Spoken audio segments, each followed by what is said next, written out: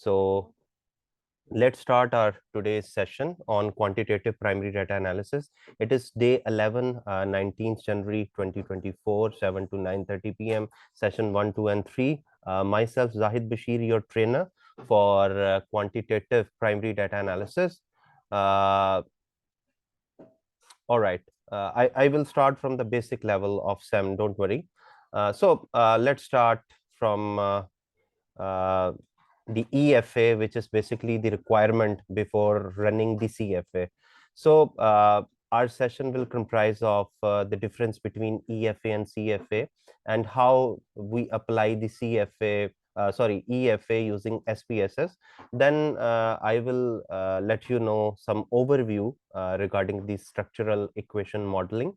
I will let you know when to use CVSEM and when to use PLSM, and I will let you know the installation procedure of Smart PLS. I will also share the setup file with you so that you can easily install it, and how to use it, I will let you know. Then our third session will comprise of some basics about Smart PLS4, how to run the CFA, how to estimate the convergent and discriminant validity. So at the day first, like today, we will cover some basic aspects of Smart PLS, and tomorrow we will move towards the advanced level on the third day, like on Sunday, we will cover more advanced part of our analysis. So let's start from EFA. So what is the difference between EFA and CFA? EFA, or exploratory factor analysis, is basically a process which can be carried out in SPSS to validate scales of item. What does it mean by scales of item? It means when you are going to measure a variable using some items or some statement or some questions, you need to validate the scale if this measure is not previously used in any research. Sometimes you need to develop some skills, you need to measure a scale using new items, new statements, so you need to validate the scale first. So SPSS provide a procedure which is known as exploratory factor analysis for validating the scales of items in a questionnaire. So whenever you are asking some questions in a questionnaires, you are basically referring a particular concept. So if the concept is new and you are first time using that concept, it means you need to validate the scales. In order to validate the scale, you need to use the EFA, or exploratory factor analysis. So the purpose of an EFA is to describe a multi-dimensional data set using fewer variables. So what do we mean by multi-dimensional data set? Multi-dimensional data set is a data set which comprise of different dimensions or different aspects or different attributes relating to a particular concept. For example, if we are measuring some data relating to motivation, it may include internal motivation, external motivation, financial motivation, non-financial motivation, etc. So when your data set comprise of different dimensions of a particular concept or different aspects of particular concepts, you are dealing with a multi-dimensional data. So in case of multi-dimensional data, you need to run an EFA so that the aspects or attributes can be you can say can be measured more effectively, because EFA basically create the structures of different variables or different dimensions, or you can say different constructs based on their common attributes. So once a questionnaire has been validated, another process called confirmatory factor analysis. So you can say confirmatory factor analysis is the next step after EFA. If the scales items are validated using EFA, you can run the confirmatory factor analysis. So most of you as a researcher may be aware with the fact that sometimes we need to use a renowned measure or already established measure we need to use in our research. So in that case, we need to use the CFA or confirmatory. I am starting again. There was a little interruption by the internet. So I was discussing about what was basically the EFA and CFA. As I have told you that when a questionnaire is validated, or you are using a concept which is already validated in another research, you may need to use the CFA rather than EFA. But if the concept there was another interruption. I don't know why it is interrupting. All right. I was letting you know that the difference between EFA and CFA and how the concepts are related and how to use these concepts in your research, and how these techniques you need to use during your data analysis. So I was letting you know that whenever you need to use the confirmatory factor analysis, this can be used using the MS, a sister package to SPSS, and more conveniently by the smart PLS. So there are two forms of EFA known as factor analysis and principal component analysis. These are the techniques that we utilize during EFA. The first one is factor analysis, and the second one is basically principal component analysis. The reduced dimension produced by factor analysis are known as factor, whereas those produced by principal component analysis are known as components. So principal component will always work, but FA may not uh, converge to a solution. So there are a lot of differences between both technique. Sometimes you need to use the factor analysis when factor analysis will be used when some factors are known, while the principal components consider the outcome of the principal component analysis is considered as a component. So using the factor analysis, you basically produce the factors, but using the principal component analysis, you produce the components. So this is the basic difference between factor analysis and principal component analysis. In other sense, you can also consider that principal component analysis may comprise of the dimension of a particular variable. So it will identify that in how many ways a variable may be computed. Maybe your main variable may be computed using 2 dimensions or 3 dimensions or 4 dimensions.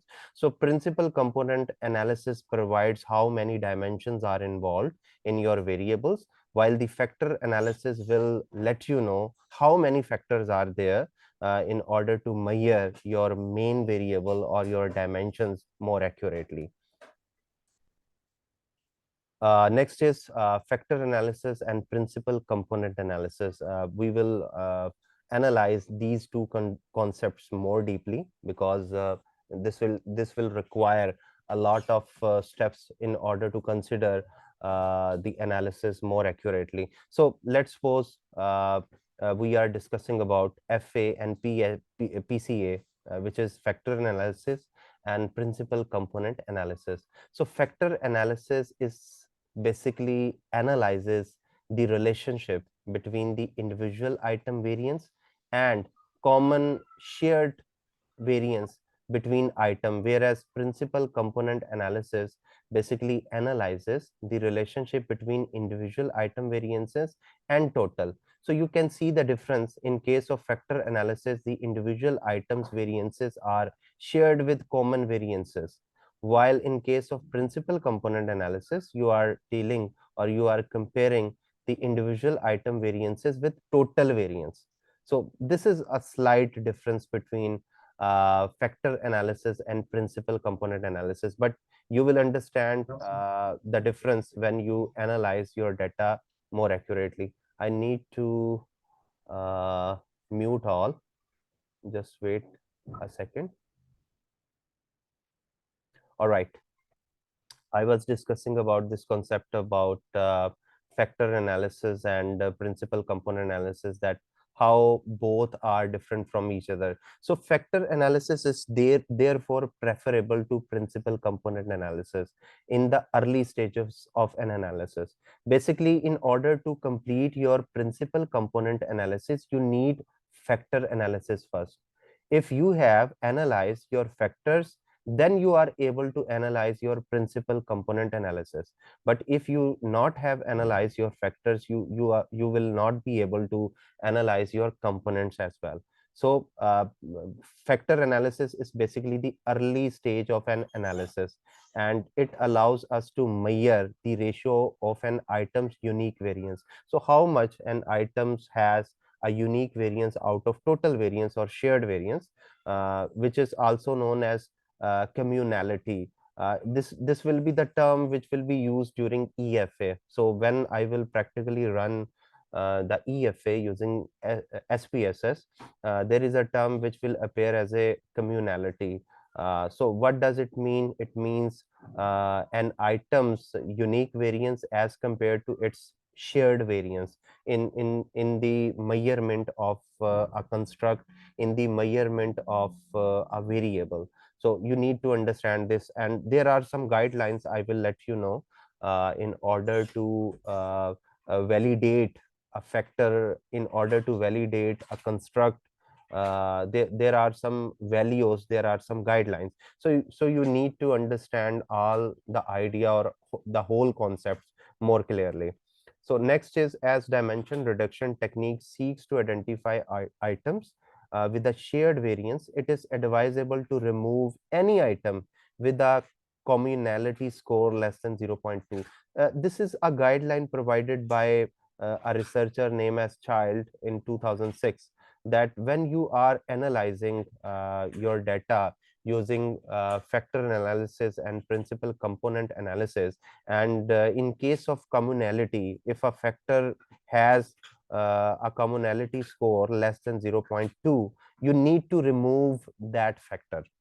So how we will do it, I will let you know when I use an example data set for an EFA analysis. But at first, I will let you know the basic guidelines, that what we need to consider as a standard or as a guideline for running our EFA more accurately.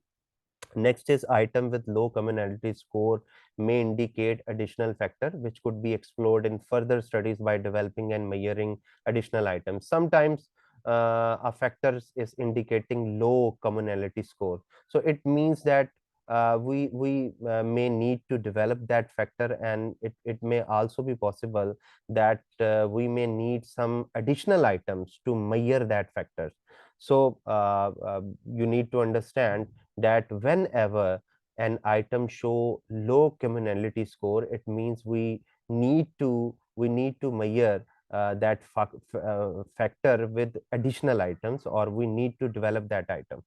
So it is a recommendation by Costello and Osborne in 2005.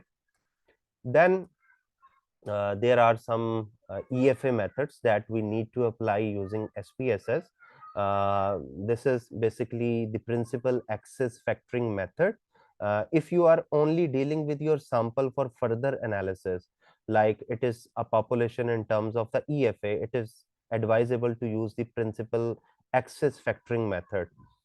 And the second method is, if you are trying to develop an instrument to be used with other data set in the future, it is advisable to use a sample-based EFA method, such as maximum likelihood or Kaiser's alpha factoring.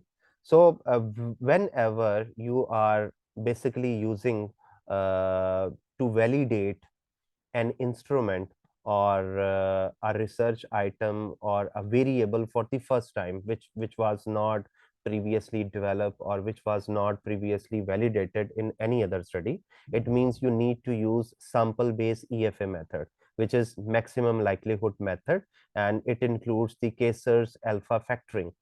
But if you are using a method which involves some amendments in the existing scale, which includes some minor amendments in the existing scales, while it was previously validated in some study, but you have advised you were advised to make some addition in that particular variable, you need to use the principal access factoring method.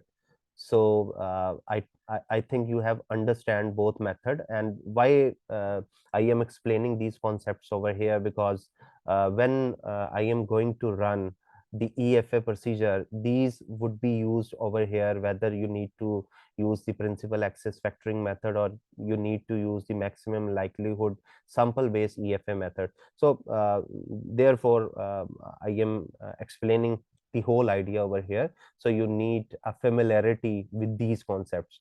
So next is basically the factor rotation method. There are some methods which are used for the rotation purpose, because EFA also requires the rotation of your factors. It rotates your factors unless until it decide what factors are basically measuring what particular you can say variable or what particular attribute. So it basically rotate many times those factors in order to understand whether the rotation results in some common factors or not. So I will let you know how I will use factor rotation method. So whether to rotate the factors and the type of rotation used also need to be decided. uh, First method for factor rotation is orthogonal rotation. It can improve the solution from the unrotated one, but it forces the factor to be independent of each other. What does it mean? It means that there should not be high correlation between the factors. So let's suppose I am measuring a concept with 5 factors and I am measuring another concept with 3 factors. So these 3 factors from the second measure should not be correlated with the 5 factors of the first variable. So when your factors are not highly correlated, you are going to use orthogonal rotation. And the popular method under this technique is Varimax. So you will see this name during the EFA. So this technique will be used when there is no high correlation between the factors. The second method is an oblique rotation method. It is used when you have high correlated factors measuring your constructs, your different constructs. So when you have a high correlation between your different factors, you are going to use oblique rotation. So an oblique rotation allows a degree of correlation between the factors in order to improve the intercorrelation between the items within the factors. So when you find some correlation, highly correlation between the factors, you need to use oblique rotation. Although Reyes et al. 2000 gives several reasons why it should be considered, it is more difficult to interpret. So it is advised that it should only be considered if orthogonal solution is unacceptable. So they are suggesting if the first option is not working for you, it means that if there is high correlation, it means you cannot use the first option. So you can use the oblique rotation. So although Reyes et al. 2000 gives several reasons why it should be considered, it is more difficult to interpret. So it advised that it should only be considered if the orthogonal solution is unacceptable. Field 2013 681 page recommends using either the direct Obliman or Pro-Max rotation. So these are basically the options that will be available under oblique rotation when you are using the SPSS setup for EFA. So you will let know over here with the default parameter setting, an oblique rotation create 2 additional factor matrix called pattern and structure. So it will show you some tables with the name of pattern and structure as a output table. So I will let you know how to interpret those tables. So it is the pattern matrix which needs to be analyzed in the same way as the single rotated factor matrix obtained from orthogonal rotations. So when you have orthogonal rotation, it means the factors are not highly correlated. So it means you are doing the rotated factor matrix or single rotated factor matrix. So I will let you know how these concepts will be applied.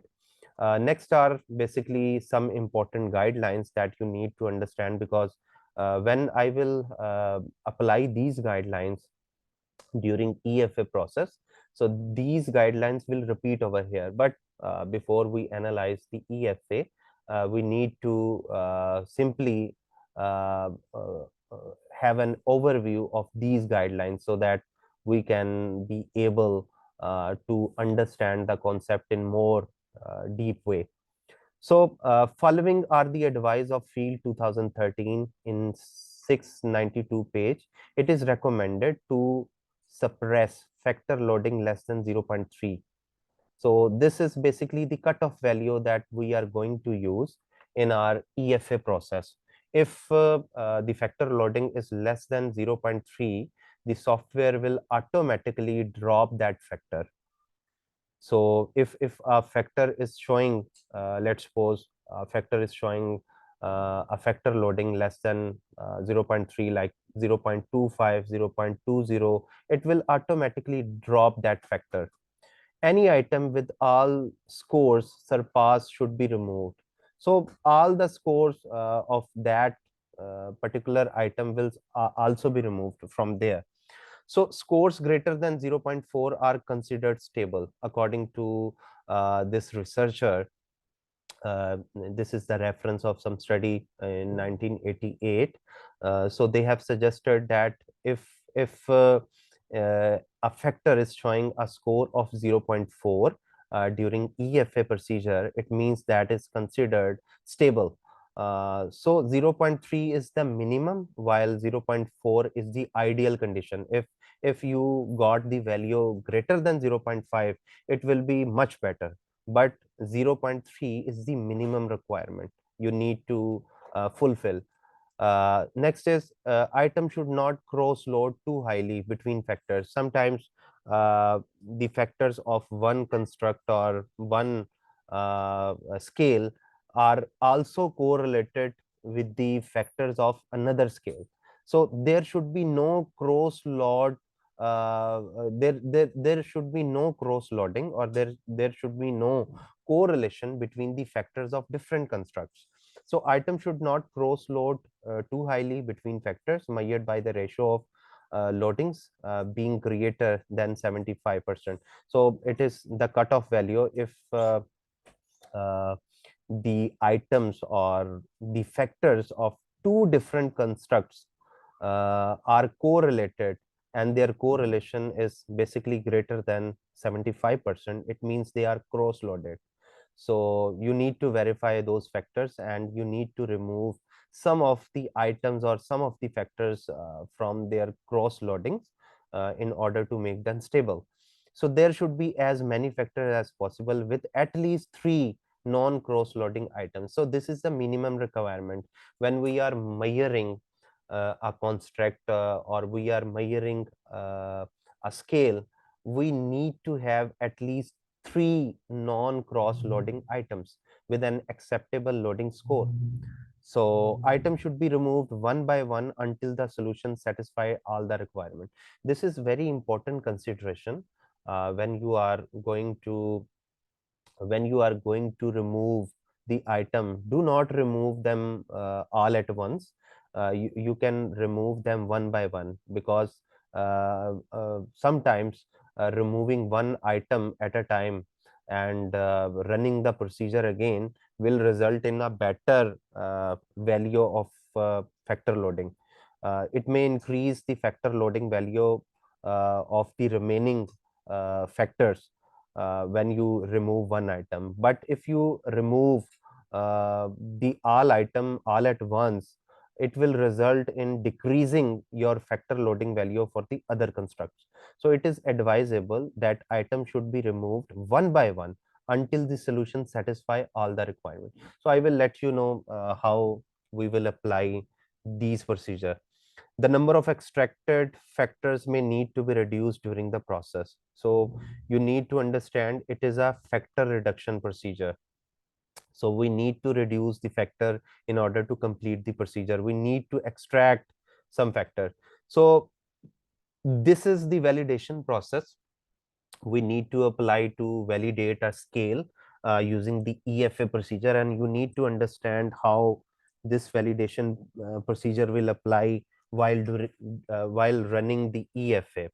So after the EFA has been carried out, there is a validation procedure. There are different ways to extract and double check the derived scales. So when you have derived your scales or your items or your measures, you need to validate those measures. There is a validation procedure. So at first, for a successful analysis, there should be a higher average correlation between the item in the derived scales than the average correlation between the scales. So you need to understand that those factors which are measuring a particular scale, there should be a correlation between the scale and those measuring factors.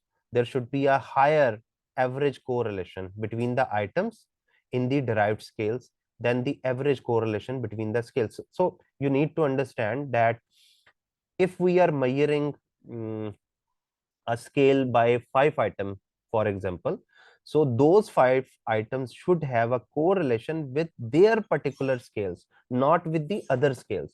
If the factors of a scales are also correlated with the other scales or other items or other measures, so that will become the issue of cross loading. So you need to understand this. Then the proportion of the total variance explained by the retained factor should be noted as a general rule. This should be at least 50%. So this is the basic idea in order to find out the total variance. I will let you know when I generate the table using the EFA. You need to understand that 50% is the minimum requirement as suggested by Stenner 1994.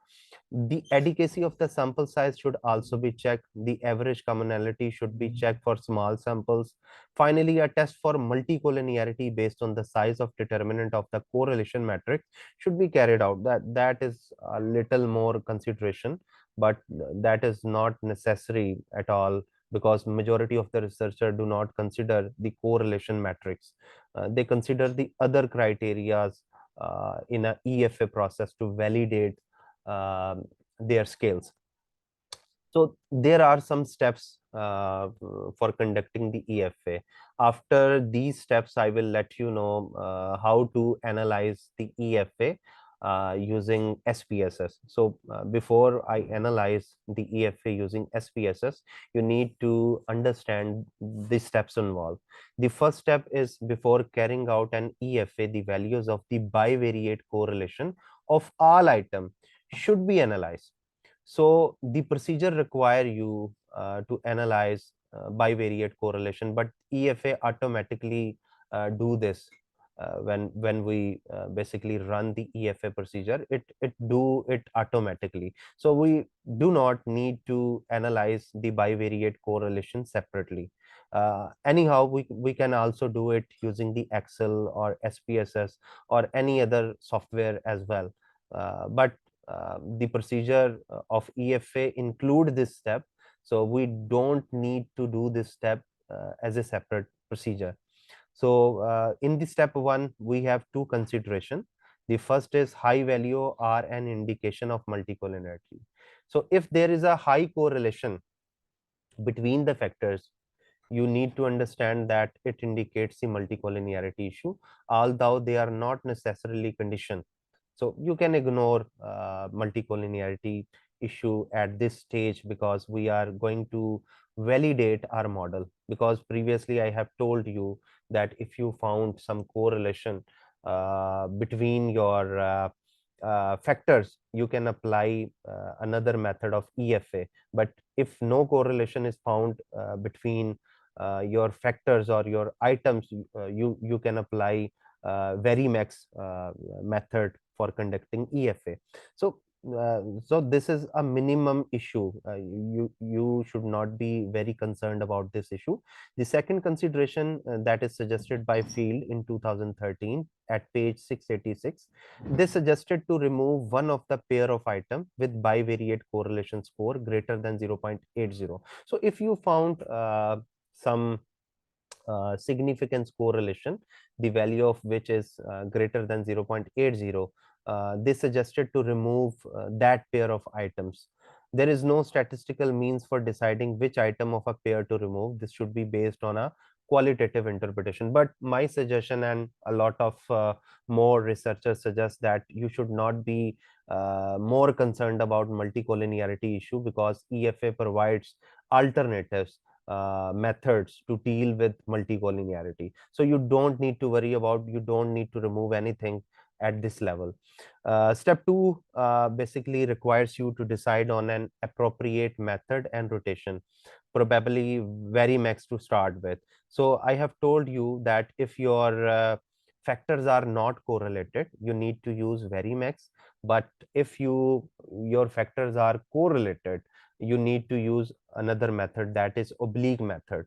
So in that way, you can deal with the bivariate correlation or multicollinearity issue and run the analysis. Step 3 requires you to remove any item with a commonality less than 0.2, but majority of researchers require at least a minimum value of 0.3. So kindly note, it is an old value.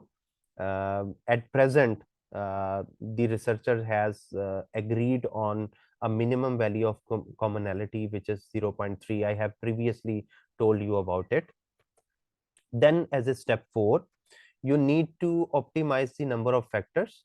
The default number in SPSS is given by Kaiser criterion, that is eigenvalue greater than 1. This is also a procedure in SPSS while running the EFA, that the procedure asks you whether you want an automatic factor rotation procedure, or you have some number in your mind.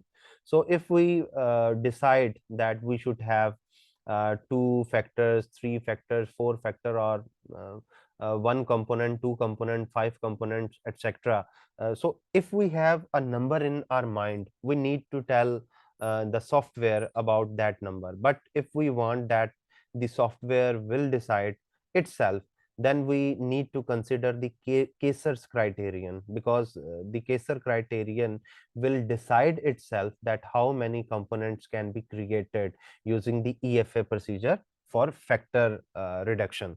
So you are looking for as many factor as possible with at least 3 items with a loading greater than 0.40. So 0.40 is basically the ideal number that we need to use during factor analysis, and a low cross loading.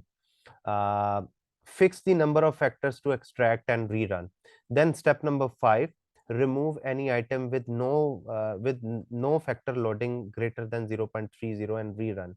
So if your factor loading showing less than this value 0.30, then remove that value. But if your values are greater than 0.30, it means you can retain those factors. So remove any item with a cross loading greater than 75%. This is the concept I have previously discussed with you. The meeting is going to over because it is a 40-minute session each time. So you need to join again after the meeting expires. You need to join everybody.